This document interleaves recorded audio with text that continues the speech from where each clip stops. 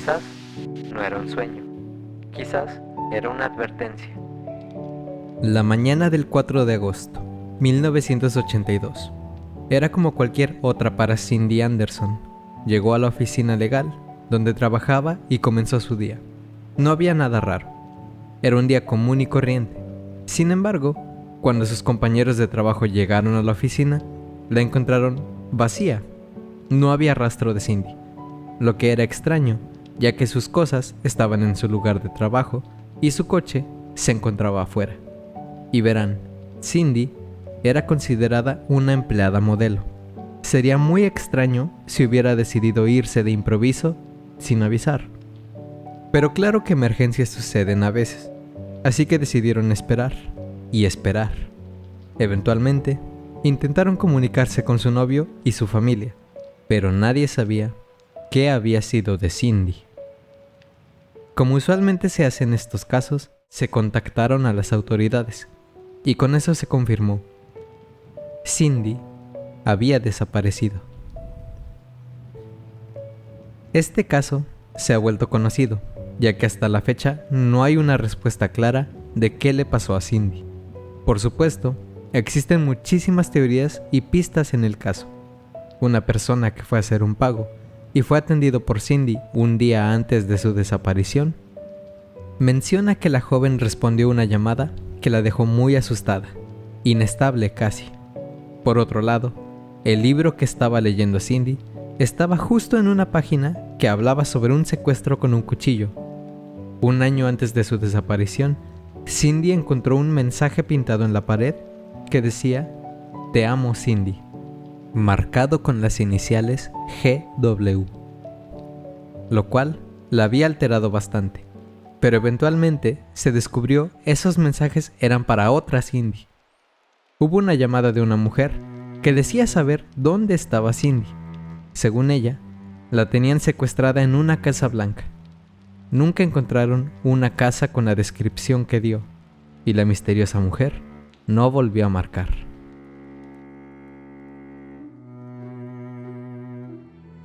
En el 95, uno de sus jefes se vio involucrado en un caso de una red de drogas por la región. Y por supuesto, hubo gente que pensó, quizás años antes, Cindy escuchó algo que no debía, y eso llevó a su desaparición. Al final, después de todas estas pistas y teorías, no se sabe con certeza qué le pasó a Cindy Anderson.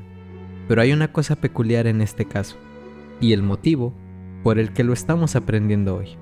Verán, después de ver ese mensaje escrito en la pared, que como ya les dije, era para otra Cindy, nuestra Cindy se volvió paranoica. Tenía miedo. No salía, lo cual contrastaba con lo que se dice era su personalidad antes. Se cuenta, era una chica muy abierta, con varios amigos, pero de la nada empezó a recluirse. Una causa era, claro, el miedo que alguien la estuviera siguiendo. Pero igual un gran motivo era que no descansaba, ya que por todo un año antes de su desaparición tenía pesadillas, o mejor dicho, una pesadilla. La soñaba siempre, en el que ella entraba a su oficina y alguien la perseguía, la atormentaba y eventualmente la mataba. Soñar eso una vez, claro, es perturbador, pero le pasa a cualquiera. Solo que Cindy lo soñaba constantemente, varias veces por semana. El mismo sueño. Su paranoia llegó a ser tanta que sus amigos del trabajo instalaron un botón de emergencia en su escritorio, para que se sintiera mejor. Ella le decía a su madre que sentía ese sueño era algo más, una advertencia, que lo sentía muy real. A sus amigos igual, pero todos le decían lo mismo: es solo un sueño, es tu miedo. Pero ¿cómo sé que nos lo estamos imaginando? Quizás no era un sueño, quizás ese sueño era una advertencia. Quizás Cindy tuvo una premonición de lo que sería su futuro. Y claro que no está sola. A través de la historia, hay muchos casos de personas que creen saber el futuro, o que solo tienen el presentimiento de que algo va a suceder. Y aunque cada año Hay profetas que fallan miserablemente en sus predicciones. Si buscamos lo suficiente, hay casos de premoniciones que se cumplen, y esta semana exploramos algunos. Tengo el presentimiento, será interesante. Esto es Lecciones en Sombras. Tener una premonición o un presagio es extraño. No hay una forma de saber como tal qué se siente, pero lo más cercano es tener el presentimiento de que algo mal saldrá mal, o como tal, ver el futuro y estar seguro algo terrible se aproxima. Y no solo sucede con individuos, a veces imperios enteros tienen estas premoniciones, y ese fue el caso del Imperio Azteca.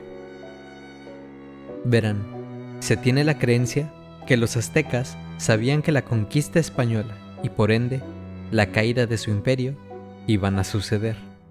Existe un texto llamado el Códice Florentino, el cual detalla cómo era la vida de los aztecas previo a la conquista. Fue supervisada y traducida por franciscanos españoles con el propósito de tener relatos escritos de primera mano sobre la vida antes de su llegada. Fue escrito entre 1540 y 1585, por lo que esto no es una suposición de lo que se creía en la época, es directo de lo que las personas contaban. Es dentro de este códice que encontramos relatos sobre los 8 acontecimientos que los aztecas creían eran presagios sobre el fin de su mundo. El primero, se cuenta, fue un fuego que ardió en el cielo por más de un año. Se describe como maíz en llamas. Actualmente, se cree esto pudo haber sido un cometa o algún fenómeno astronómico. Se estima, esto sucedió una década antes de la llegada de Cortés a territorio azteca. Y desde este momento, algunas personas en la población ya creían significaba algo malo estaba por venir. El segundo acontecimiento que formará esta profecía fue cuando el templo de Huitzilopochtli se incendió sin motivo alguno. Nunca se supo cómo se originó el fuego, pero cualquier intento de detenerlo fracasó y el templo dejó de existir. Ese no fue el único templo en incendiarse. El templo de la deidad Xiuhtecutli igual pereció ante el fuego. Se dice, un día, un rayo cayó encima de él, provocando un incendio que a pesar de la lluvia, no se apagó. De igual manera, se dice el rayo fue extraño, ya que no lo acompañó el sonido del trueno. Ese fue el tercer presagio. El cuarto fue similar al primero, un fuego en el cielo. Lo que lo hizo más inquietante que la primera vez es que fue durante el día. Se cuenta, el fuego viajó de este a oeste y en el camino se dividió en 3. La quinta fue cuando hubo una inundación en la Gran Tenochtitlán. Las aguas se levantaron a niveles nunca antes vistos, destruyendo varios hogares. La sexta, quizás ya la hayan escuchado, si nos siguen en TikTok. Fue la aparición de una mujer que lloraba por sus hijos toda la noche. De igual forma, esta se dice es la primera aparición registrada de la Llorona. Unos pescadores encontraron una grulla en el lago Texcoco. Tenía un objeto en su frente que reflejaba el cielo, ya que se dice podían ver las estrellas.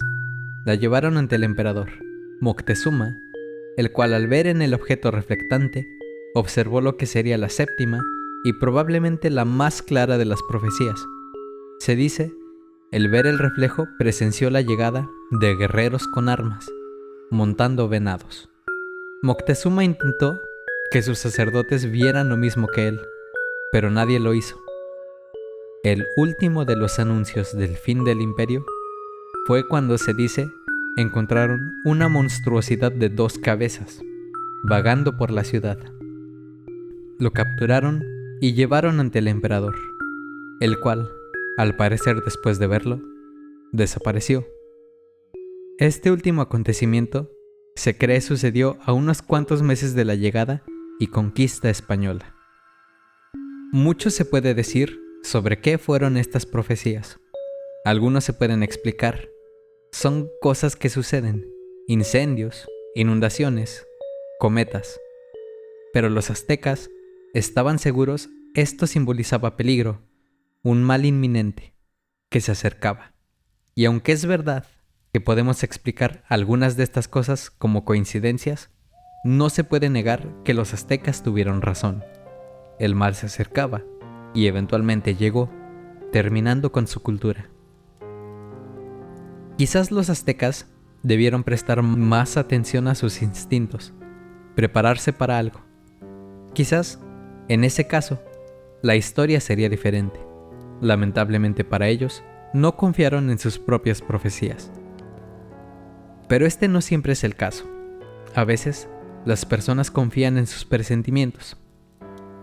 Un ejemplo de esto ocurrió en Japón, 1945, un 6 de agosto.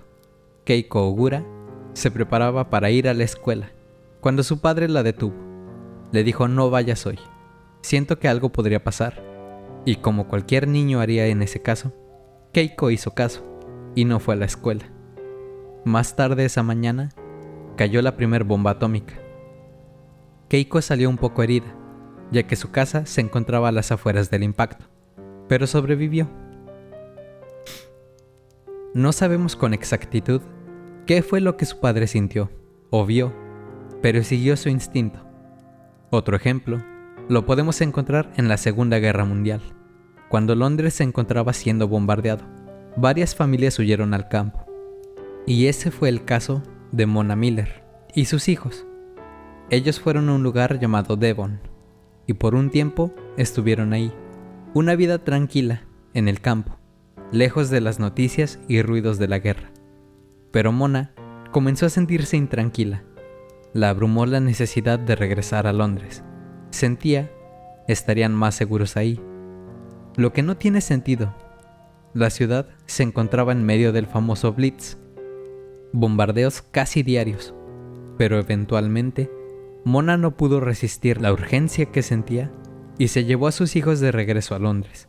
Unos días después de su regreso, Mona recibió una carta de su amiga en Devon, la cual le dijo el pequeño pueblo fue bombardeado y la casa donde ella se estaba quedando fue destruida. Hay muchos ejemplos de esto.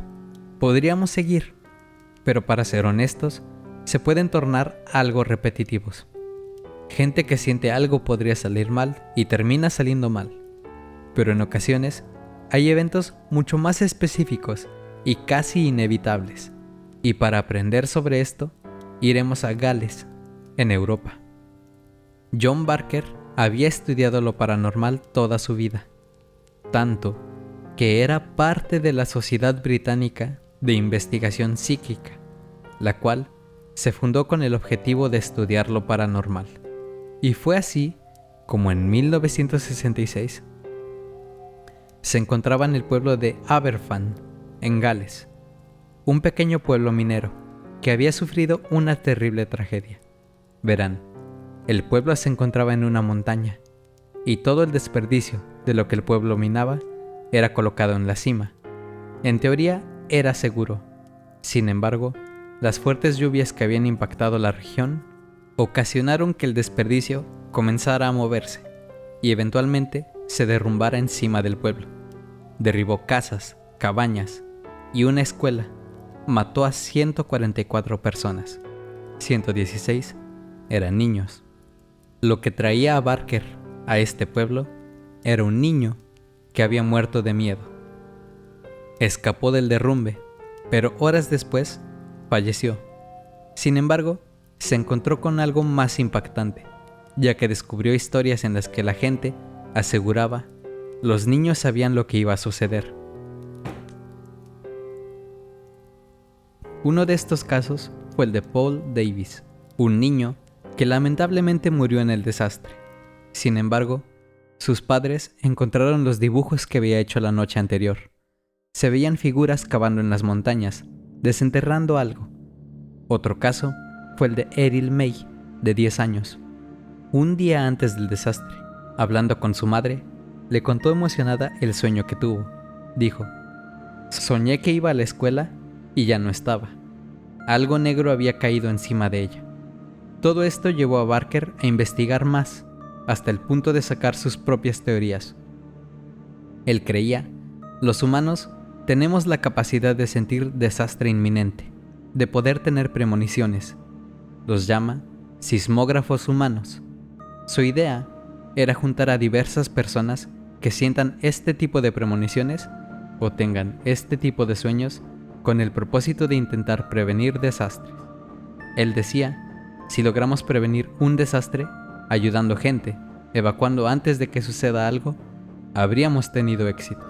Esto lo llevó a formar la Oficina Británica de Premoniciones, en la cual había logrado contactar a diferentes personas que decían podían sentir desastres.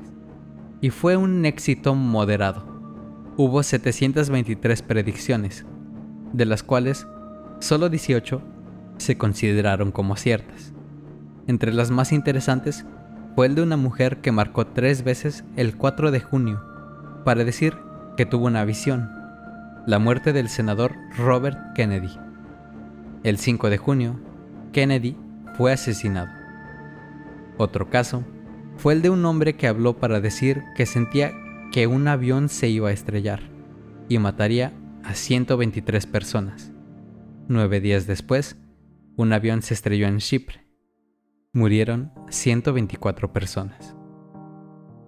La oficina, aunque no era un éxito rotundo, mostraba señales de potencial. Pero todo se tornaría cuando algunas de las personas que habían acertado marcaron para una premonición un tanto inesperada.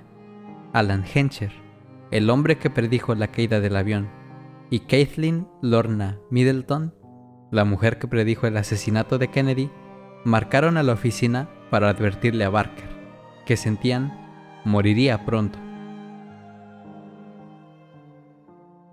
John entró en depresión, ya que él confiaba totalmente en sus psíquicos, y tuvieron razón. No pasó mucho cuando John Barker tuvo un embolismo cerebral. Falleció en agosto de 1968. La oficina de premoniciones cerró 18 meses después. No logró sostenerse sin su líder. Quizás John Barker estuvo cerca de un descubrimiento histórico, de probar que existe gente con la capacidad de predecir el futuro, que las premoniciones se cumplen. Logró crear una oficina que llegó a advertirle de su propia muerte, pero no logró mucho al saber qué pasaría. Su destino lo alcanzó. Quizás las premoniciones no sirven para prevenir algo, y solo anuncian lo inevitable. Recuerden la próxima vez que sientan algo. Quizás sea la necesidad de no ir a una fiesta, de tomar el siguiente transporte. Quizás deberían escuchar a su instinto, porque si la historia nos cuenta algo, es que a veces lo que sentimos Se puede cumplir.